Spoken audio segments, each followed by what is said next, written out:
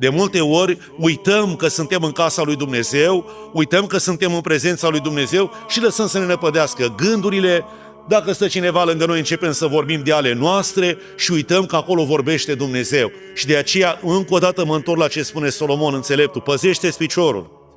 Păzește-ți piciorul când intri în casa lui Dumnezeu. Și acum de data asta Domnul Iisus spune așa: Domnul Iisus a intrat în templul lui Dumnezeu, a dat afară pe toți cei ce vindeau și cumpărau în templu, a răsturnat mesele schimbătorilor de bani și scaunele celor ce vindeau porumbei. El le-a zis: este scris, casa mea se va chema o casă de rugăciune, dar voi ați făcut din ea o peșteră de tâlhari.